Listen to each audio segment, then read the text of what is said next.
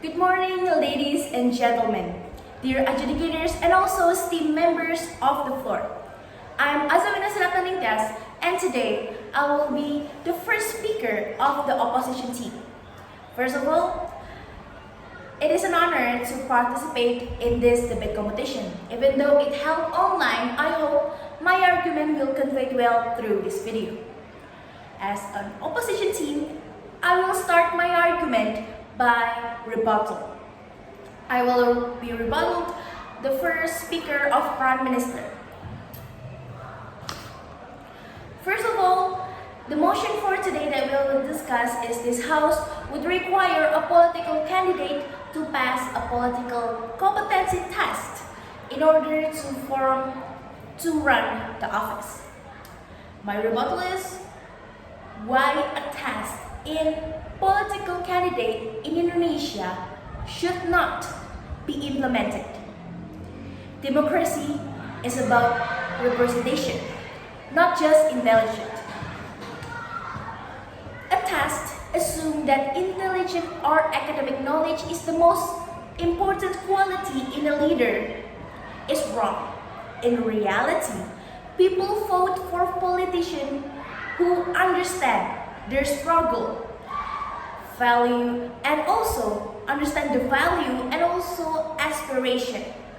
It is not necessarily the most book smart people who can run for a leadership.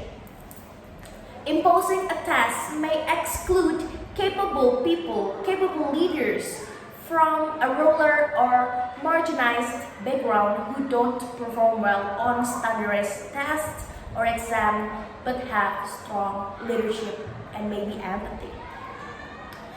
And this task could also risk of political manipulation. Who create this task? Who decide what counts as a passing score? There is a high risk that such a task could be manipulated by those in power to block political opponent. This could undermine democracy and could be used to silence voices that challenge the status quo. And also, no guarantee of good governance. For example, most politicians in Indonesia with high academic degree could still be involved in corruption scandals. Clearly, passing a test doesn't guarantee integrity, accountability, or leadership skills. And also, Indonesia is diverse. This test could be a discrimination. People from Papua, Aceh, or other village in maybe Kalimantan may not perform well on standardized tests designed by Jakarta-based or big city-based perspective. This could be unfair to local leaders who truly understand the needs of their community but lack access to elite education. And with this, I stand against this motion that this House would require a test for political candidate to run the office.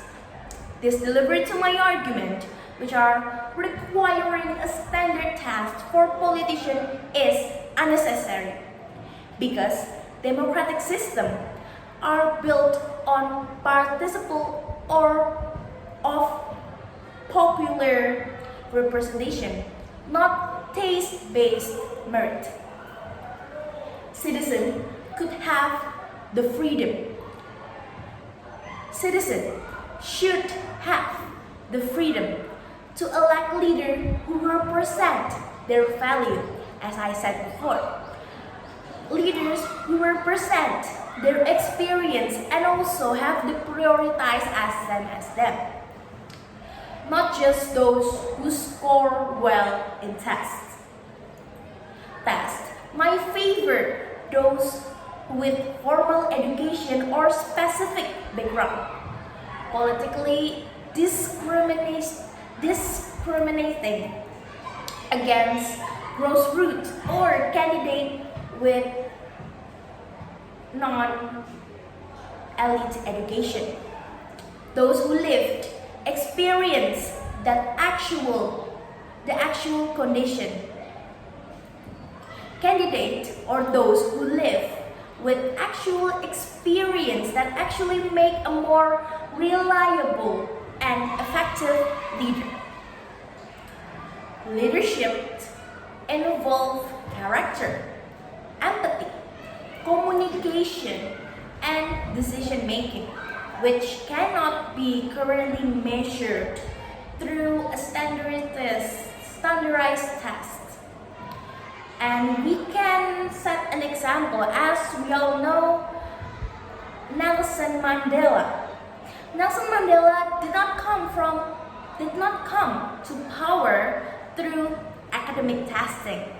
He became a leader through a deep moral authority. He had a deep moral empathy for his people. He come from a struggle for justice, and also ability to unite people. A written or knowledge-based test might not have